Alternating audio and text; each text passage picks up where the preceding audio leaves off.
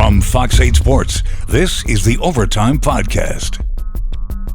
From the Fox 8 studios in New Orleans, this is the Fox 8 Overtime Podcast. I am your host, Sean Fazende. Riding shotgun next to me, as he always does, is Andre Johnson Jr. Before we get into today's content, be sure to like, share, rate, review if you are watching us on this YouTube channel. Be sure to hit that subscribe button. Get the bell notification for when we drop that fire content. And we are back with you on a Monday. First and foremost, I am here in New Orleans, so I have to acknowledge, because all last week we told you guys that I was going to go to Orlando this week for the NFL owners meetings. Unfortunately, due to an injury to one of our photographers, he was not able to fly. We tried to find a replacement and rebook at the last minute. Price got a little high, so unfortunately, I could not make the trip. So I am here in New Orleans with the rest of the Fox 8 staff. So, now that we have that out of the way, how was your weekend, Andre? It was good. You know, it was my birthday weekend, actually. So I did happy birthday. Thank you. Did a little bit of go-kart riding. Where at? There's like this K1 speed place in Elmwood. Okay. It has like this track. So Nice. I went there, drove around for a little bit, did a lot of eating, did karaoke for the first time. Karaoke? Yeah, showed off these vocals. All right. So Got yeah, the it was a pipes. fun weekend. Sounds like a good weekend. Good weekend in the city of New Orleans. I had a busy weekend myself. I had a busy week last week. It really was a crazy week, and I was all preparing myself to be at the NFL owners meetings and bringing kind of the news and notes and nuggets that I pick up at the NFL owners meetings. But unfortunately, we weren't able to go. Hey, it happens. Injured reserve. Things just Fox 8 happen. too. And look, so you got to go with the flow. But nonetheless, we are back here today with a little bit of a pivot in the discussion when it comes to the New Orleans Saints. It's a new week. We're getting further and further away from free agency, although it's still out there, getting closer and closer to the draft. And now you're starting to see some things sort of come together, some themes, some narratives, if you will, as it pertains to this 2024 New Orleans Saints. And one thing that really jumped out today, Andre, the betting odds when it comes to the 2024 New Orleans Saints. Some fresh numbers came out. Why don't you give them the rest when it comes to the big picture? Today, DraftKings released their win total over and unders for teams in the NFL. Mm-hmm. The Saints sitting at 7.5 wins. If you wanted to bet over, the odds are minus 120. If you want to go under, the odds are plus 100. So right now, DraftKings saying it's a little more likely the Saints will go over 7.5 than they'll go under. Looking at the rest of the teams in the NFC South, the Atlanta Falcons at the top in the NFC South, 10.5 is their win total projected by DraftKings. 10.5. Tampa Bay, the reigning NFC South champions, 8.5. The Saints, like I mentioned earlier, 7.5. And the Carolina Panthers all the way down there at 4.5. Now, Sean, I'm going to save my opinion for whether the Saints will go over or under for just a minute, but give me some of the reasons you believe that the Saints, who were 9-8 last year, projected to have 7.5 wins this year. Give me the reasons why they can go over that 7.5. Yeah, I'm going to hold off on whether I think they're going over or under, but I'm going to give you the reasons why they could go over right now. One last tidbit, by the way. Yes, the Saints have been under their projected win totals in each of the past 3 years. Not one for trends, but hey. And I got the numbers right here. In 2021, they were projected at 9.5. They went 9-8. 2022, they're projected at 8.5. They went 7-10.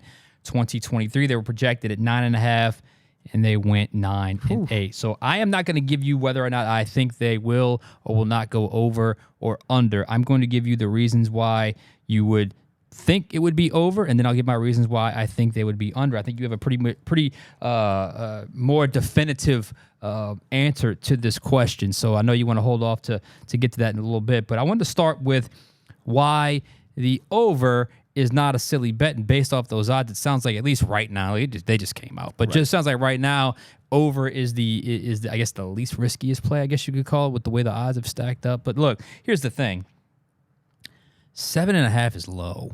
7.5 is low. So we could still be talking about a very disappointing Saints season at 8-9, and they still hit the over. So to me, that's one reason right there. It's not.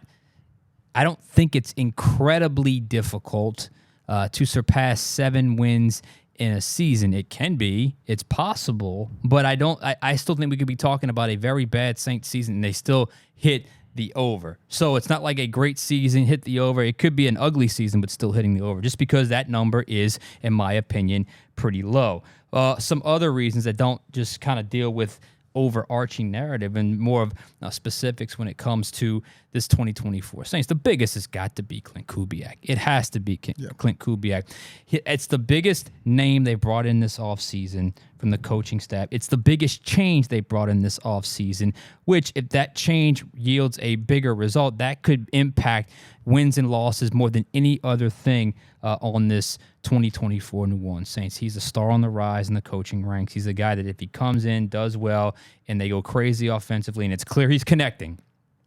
Derek Carr is in a groove. The receivers are in a groove. Kamara's the old Kamara. Taysom Hill's doing Taysom things. And they're out there. They're a top 5 offense. Guess what? The Saints are going to have more wins, and Clint Kubiak is not going to be here in 2025 because he's going to get a head coaching job somewhere else. That's reason number 1 for the over. Reason number 2 is Chase Young. I mean, whatever you say about about the Chase Young signing with the risk and the neck and the contract, which we've talked about a lot on this podcast, the Saints truly do have the chance to get the steal of free agency. If somehow it comes together health-wise and he's able to be a beast on the football field, you would have paid a relatively low amount for a very big talent, or potentially a very big talent. Now, I just named you a better offense with a more, I don't know if you call it modern, but a different system. And then what's the next thing that's going to impact wins and losses? Well, in my opinion, it's your ability to get after the passer. He would certainly add to that. That's reason number 2 you would consider the over in this scenario. And then there's this. There's always unknown production from your incoming draft class, which obviously we don't know about, but more importantly, it's the unknown production from the second-year players, the guys that really didn't show you much their first year, and all of a sudden they make a leap in year 2. Maybe just showed you a little bit in year 1, and all of a sudden they get it in year 2 because the rookie year, I mean, those guys, some guys, they handle it better than others. I'm talking about the guy that really jumps out for me in this equation is if you can get anything of a boost from Isaiah Foskey. To me, I just talked about pass rusher. That could be someone you could certainly look to. A.T. Perry is a guy you saw a little bit at the end of the last season, but if you have him for 17 games active, who knows how much he can help you. And I just think there's always that unknown factor of those second-year players.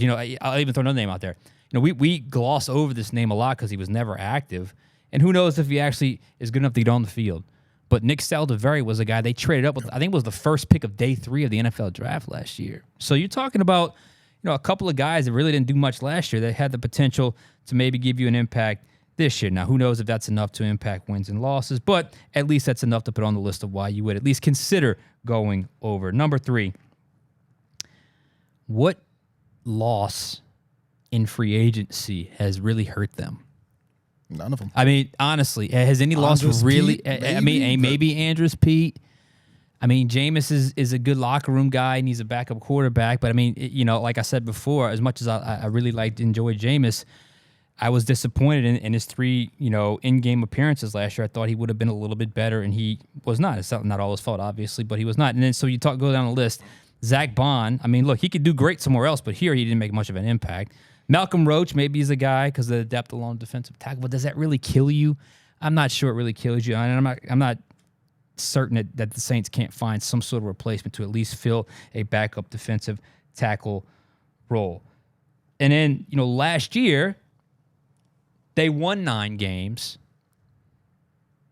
and they basically returned every starter this year except for wherever Andrews Pete would settle in, and in Marcus May. Correct. So it's not that much different last year to this year. And maybe that's the issue, but that team still won 9 games.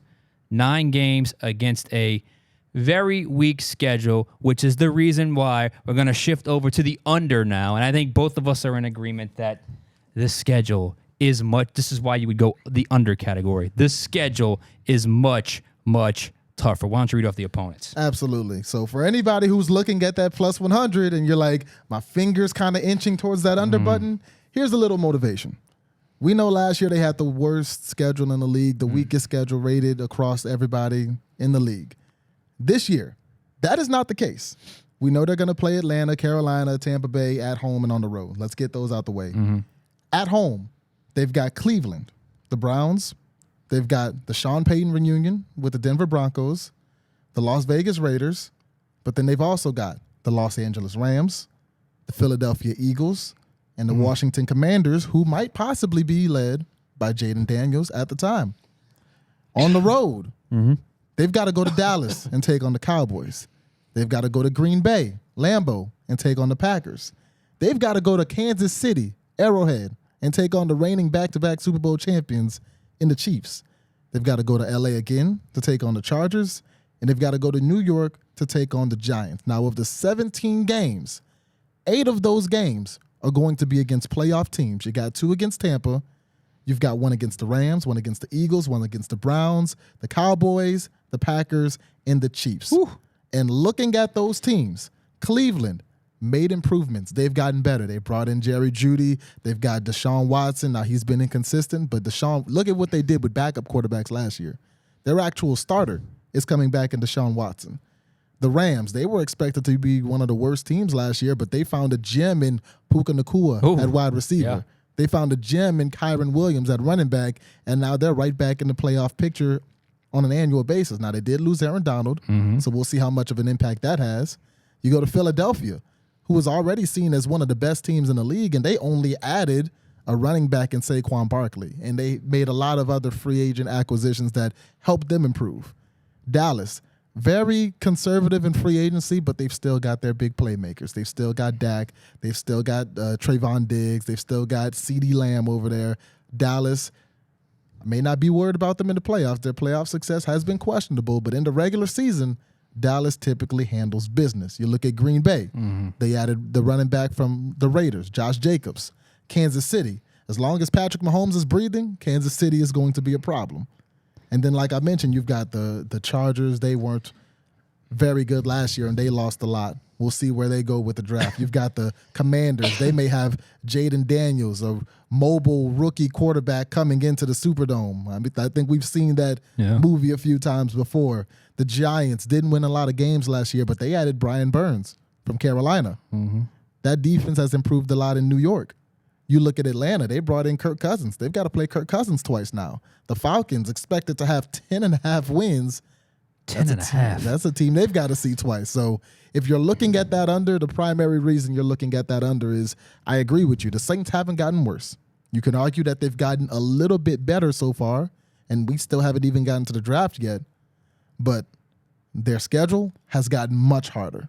Their division has gotten better. Atlanta is better. Tampa Bay is no worse.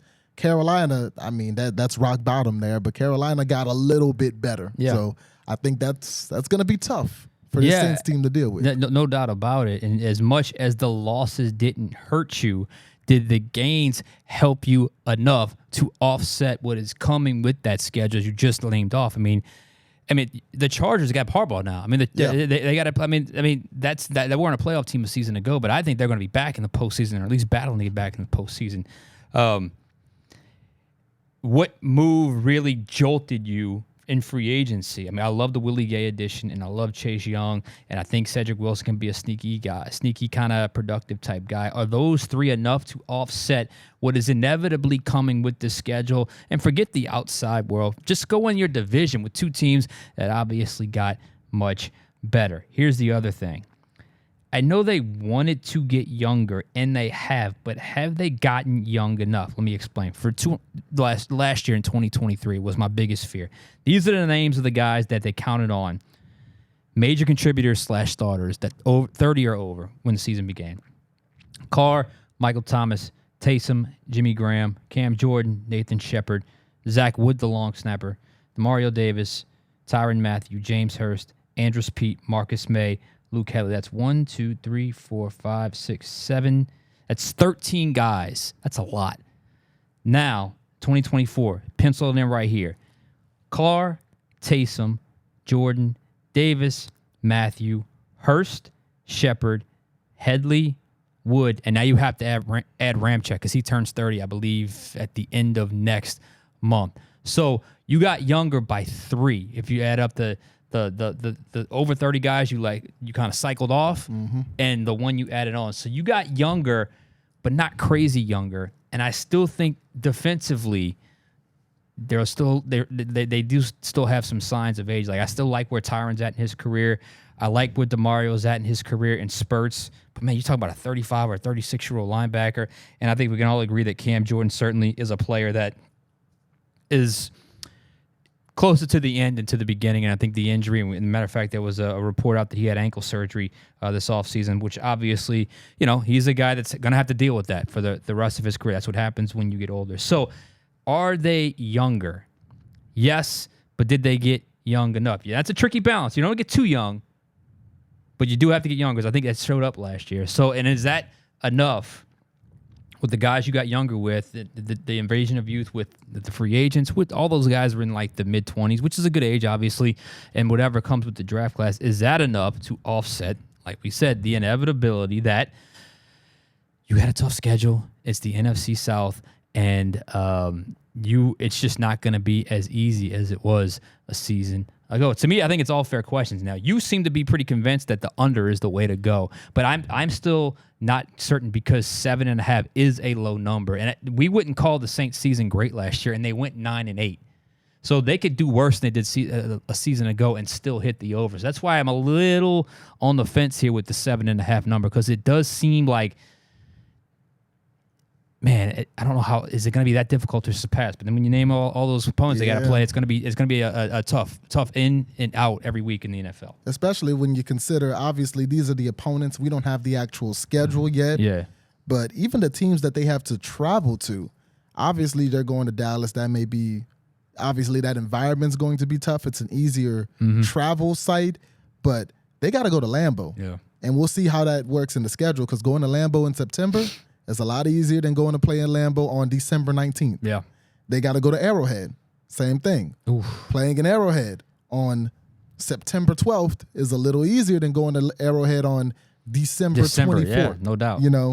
They've got to go to New York, another cold city. Now, we don't know how good that offense will be. They're saying Daniel Jones will be the quarterback, but that defense is tough. Going into another cold weather city. They've got some tough games on the road. And as I look at these win totals that are projected by DraftKings, we talk about low. I think Tampa is kind of underestimated at 8.5. I think Tampa, the reigning NFC South champions, they did lose their offensive coordinator and their receivers coach, but I think that Tampa can be better than 8.5 wins. Atlanta at 10.5, they did get better. Now the Falcons were 7-10 last year. Are they 4 wins better than 7-10? In bringing in Kirk Cousins, and we'll see what they do with that number 8 pick. I think 10.5 might be tough for Atlanta to go over. Yeah, anytime you add anytime you win the free agency thing, I would love to know how often the free agency winners translate to actual season winners, because it never seems to be as cohesive as people think. Oh, they signed this guy. Oh, they signed that guy. They got it. I just feel like there's more failures or losses than gains and wins in the free agency war. So NFC South, it's not crazy to think they could go 3-3 in the NFC South, right? I mean, you got 2 with Carolina. I think you beat Carolina and twice. I think you can win at least one of the 4 games between 2 at Tampa, 2 at Atlanta. And I then think you they have split Atlanta. Atlanta, that's a team, their biggest rival. They're always going to play the Falcons a little harder. Okay, so at worst, you're 3, in my opinion, 3-3 is the worst you're going to be in the NFC South. And then you have Washington, a team that's obviously rebuilding, new owners, new head coach, a lot of new. You almost beat Green Bay last year. I know they really got better after that, but you have to go to Green Bay, so that's certainly something that could be something to watch. And then you have New York, the Giants. Where are we at now? Let's just say on the jump balls, what are we at, about 5 or 6? Yeah, that's about 5. Okay. Another team they should be able to take. I think Sean Payton coming into the Superdome with this Broncos team looking the way they are. You can win that game. You should be able to beat Denver. That's 7. I think that's 6. Is that 6? Yeah, that's 6. And then the Las Vegas Raiders, that could put you at 7 if you handle business against Vegas. Derek Carr's going to want that game. Exactly. Yes. And that's also going to be at home. So we're kind of hovering around 7 And right this is there. why it's so hard to see. And there's always going to be one game they shouldn't win that they do, and there's always going to be one game that they lose that they shouldn't lose. Although last year it pretty much fell in line, but I just think it's not that I think the Saints are going to be great this year. I just think 7.5 is low. So I'm not ready to go there yet. I know. Talking to some people in the office today, sports office and news office, by the way, that they're like, oh, under. I'm not ready to say that yet, and I can still see this being somewhat of a middle of the pack type season yet again, but I'm not ready to say it's going to be a disaster below 7 wins or having double-digit losses this season. I reserve the right to change my opinion depending on how they do with this draft, depending on, if Chase Young is as healthy as they believe he'll be at the start of the season. Mm-hmm. April is definitely going to shift a lot of these odds and a lot of these numbers once we see who's going where. But right now, my initial thoughts looking at 7.5, the Saints were 9-8 last year. Are they 2 wins worse than they were last year? I don't think they're 2 wins worse, but roster-wise. Yeah, roster-wise. But schedule-wise. But that schedule, going from the easiest schedule, and I don't think anyone's ranked the schedules yet, but this has got to be one of the 5 or 10 hardest schedules in the league. 8 playoff teams, and going to the stadiums that you're going to have to go to next year. Yeah. I think that'll be tough. Yeah, I know 7 wins isn't a lot, but that schedule is a beast. Whew. Stay tuned. That's all I can say. Yep. Stay tuned. Stay tuned. Stay tuned. Coming up this week, DA is talking at the NFL owners meetings Tuesday. Again, I was supposed to be there. Obviously, I'm not. I'm here. We discussed it in an earlier podcast. Hopefully, we'll have some reaction to what he says Tuesday. I know Mickey, I think, talked at some point today. We'll have some discussions on that. And then Jaden Daniels' pro day, Michael Pratt's pro day, Tuesday and Wednesday of this week. So hopefully by our next pod, we'll have quite a bit to talk about when it comes to just hot topics around the local sports scene when it comes to Saints, LSU, and even Tulane. What else you got for us today? That's about it. That's a Monday wrap. That'll do it for us. We'll catch you guys next time on Overtime.